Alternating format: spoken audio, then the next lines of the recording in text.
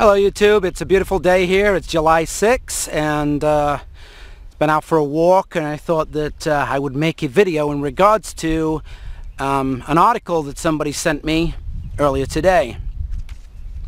The article was titled, "How Should People Respond to Open Carry Gun Rights Activists?"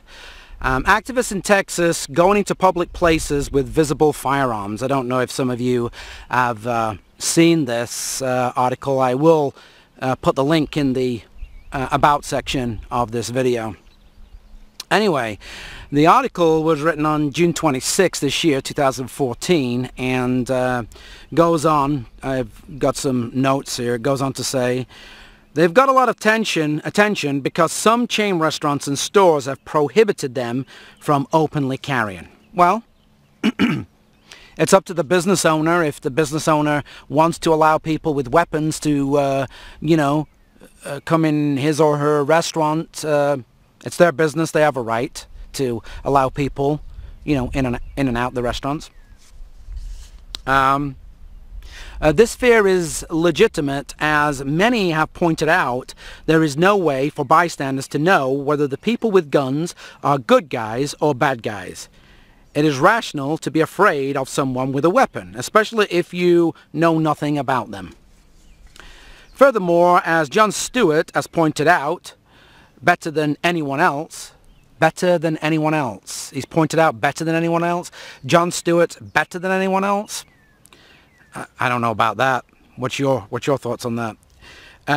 Anyway, since people are often legally permitted to use guns to protect themselves when they are legitimately afraid for their lives, there is no predicting when someone is going to see the activists and shoot them before they ask questions. This will happen. You're so sure about that? This will happen. It's just a matter of time, and in many cases it will be legal. Obviously somebody here likes, the opinion, the law, the opinion made with a gun. They like that. Keep using words like legal, and stuff like that. And a rational act. None of us want to be victims of the crossfire. None of us want to be victims of the crossfire. Now, have people ever seen videos on the net where somebody has shot somebody and this person's running through the streets and the cops show up and they start just shooting, and people have been injured? I think there was an incident not too long back up in New York City where this happened near the Empire State Building, and I'm quite sure there's many more, out there. But I don't seem to recall that there's people walking around with guns on their back and a firearm on their side, and all of a sudden somebody sees this person, unless it's somebody in a costume, and they start, willfully just shooting at him. I've never heard of this. Maybe somebody can point me in the right direction here, but it's not come across my eyes or ears that's ever happened. Just that somebody's out walking. I know that people have been out walking and been arrested by people in costumes, and but I've never known somebody who's not in a costume walking around with a gun and somebody just open fire on them. So this is just, I think there's a lot of fear in this. The question that concerns me now is how we, bystanders, should react when people come into a store with guns. There really is no legitimate way of determining intent, even if the people with guns are carrying a sign claiming to be activists, which they do not do. Oh, why would you want to do that? You've got a gun. You're letting people know that you're carrying a gun. They can see it, right? And to me, a gun is just a deterrent. It shows people that, hey, that person's got a gun, and if somebody else wants to try something like rob somebody, rape somebody, do something bad, that this person may, point this gun at the bad person and say, stop what you're doing right now, right? And that's what normally happens. In most cases, I believe, where a concealed carry person has actually pointed a gun at an aggressor, it's actually stopped the aggressor and the gun has never been fired. They could be lying, just setting us all up for slaughter. And since there's no way to know what is on their minds, all we have is our instincts. But as we all should know, our instincts are often racist, classist, and frequently mistaken. So what should we do? So in this post is a proposal. It says, my proposal is as follows. We should all leave immediately. Leave the food on the table in the restaurant. Leave groceries in the cart, in the aisle. Stop talking or engaging in the exchange. Just leave unceremoniously and fast. Okay. So what this person is advocating is that you go and eat free. Or you go into a grocery store and, you're getting stuff out the freezer, the refrigerator, you're picking goods up, you're filling your cart up with stuff, and then all of a sudden, right, you see somebody with a gun and you don't like it, so you know what, you just leave the cart and you leave, right? Goods get damaged. In the restaurant case, you leave without paying. Well, if everybody did this, it would be a pretty damn shame for the people that own the businesses, because they've got a lot of stuff that they have to put back on the shelves. And the only people that you're damaging here by acting this way are the actual people that have allowed you into their business, right? Maybe you should go and ask, right, before you eat or shop. Hey, do you allow people with guns in your store, right? But I'll come to another issue about that, because even though the person that the business owner doesn't allow people in with firearms, there's an issue I'm going to bring up shortly and is relevant to this. But here's the key part, this person says that wrote this. Don't pay. Stopping to pay in the presence of a person with a gun means risking your and your loved ones' lives. Money shouldn't trump this. It doesn't matter if you ate the meal. Of course it matters, it's theft. It doesn't matter if you just received food from the deli counter that cannot be sold. It doesn't matter if you just got a haircut. Leave. If the business loses money, so be it. They can make the activists pay. Make the activists pay. How are they going to do that? How are they going to make the activists pay? They're not in a contract. They didn't order the food and sit down and, eat half of it. They didn't push the shopping cart around the grocery store and pull all the items off the shelves and out the refrigerator and the freezer. You did. You're responsible, right?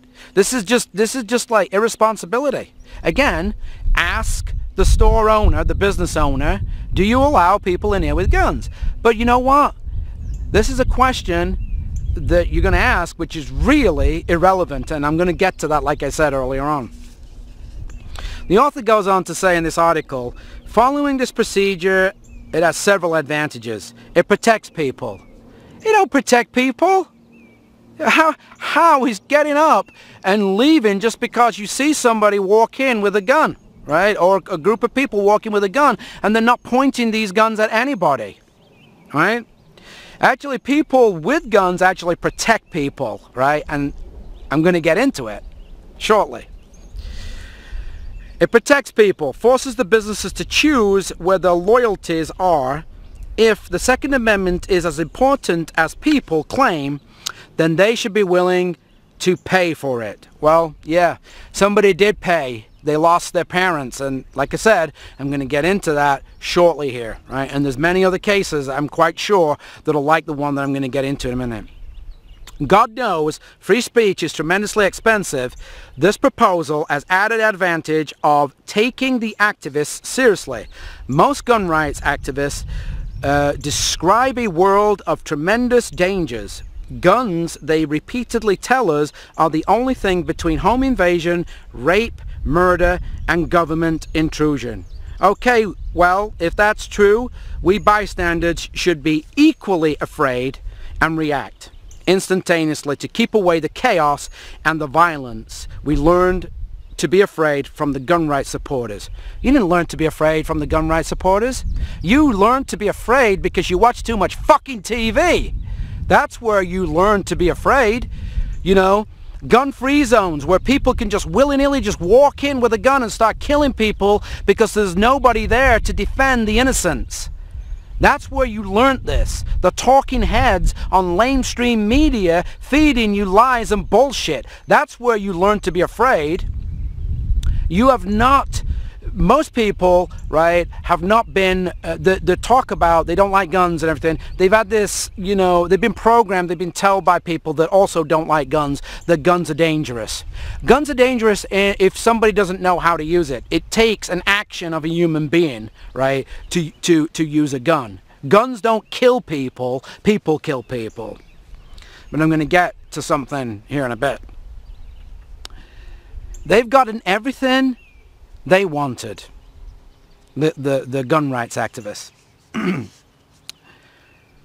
The article goes on to say, the gun rights activists think that their intent is obvious and that everyone knows what they hope to do. They believe their minds are transparent, but this is because they are all extreme narcissists. Since when has, like, asserting your right to defend yourself and other people been narcissistic, right? The article also goes on to say, it shocks them that we don't know that Jim is a good guy and that Sally would never murder anyone. But they are wrong. We don't know them and we don't know how they think. The only thing that makes us notice them at all is that they have guns, and truthfully, that's why they carry them in the first place. They want to be celebrities. They don't want to be celebrities. These people don't want to be celebrities. Do you see Brad Pitt carrying a gun? You see Brad Pitt and Angelina Jolie in movies, right? Firing guns, murdering people, right? You see actors and actresses using guns in movies. And these same people, right, who are celebrities, as the author points out, right? They use guns to make money, but then in the same breath, right, in another breath, should I say, they go out and talk about, you know, guns and how guns should be banned and stuff like that. So, anyway. They want to be celebrities, heroes, and the centers of attention. No, I think basically what it is they don't want to be any of those. They just want to assert their right to be able to defend themselves, because a gun it's the equalizer, isn't it? You know, if somebody's like 7 feet tall and 4 feet wide, and somebody's 4 feet and, you know, 1.5 feet wide, then the big guy has more chance of, if it's, you know, fists for fists and using physical violence, the big guy has more chance of killing the little guy. But the gun is an equalizer, right? That's what it is. So it's got nothing to do with that. It's to do with actually being able to defend yourself against anybody, and to defend others against somebody else. Don't worry, I'm coming to that other thing shortly here. So give them what they want. Let's take them as seriously as possible and run like hell. They'll feel important, and if they really care about gun rights, they won't mind paying for the hundreds of meals that they've inspired the innocent bystanders to leave behind. They're not going to pay. You cannot make somebody pay for something in a restaurant that they didn't eat just because they showed up and, let's say, ordered a soda over, you know, the bar or whatever, and somebody sees a gun, so he yells, "Hey, everybody get up and let's leave," and we're not paying and he's paying. The restaurant, the business owner's not going to make this person pay. He's going to come after you. This is just silliness. Anyway, my message to this person that wrote this is, Have you ever heard of Susanna Gracia Hupp? You should Google her name, Susanna Gracia Hupp. The Luby's shooting rampage in Killeen, Texas, where 24 people were murdered. Susanna Gracia Hupp did not grow up in a house with guns. There was no guns in her house. She does not hunt, and she disapproves of hunting. She was given a gun by a friend when she was 21. She was given this gun to carry for self-defense, and she was taught how to use it. On October 16th, 1991, George Hennard crashes his pickup truck through the front of Luby's, a cafeteria, a restaurant. This thing that you're saying that if you're in a restaurant and somebody walks in with a gun, you should get up and leave, right? If these activists come in with guns, you should get up and leave, right? So it's relevant. He shot 43 people, killing 23 of them with a single shot to the head. 20 others were wounded before he committed suicide. So this guy drives his truck through the front of Luby's, a restaurant, and also at this time what happened was there was about 140 people in this restaurant.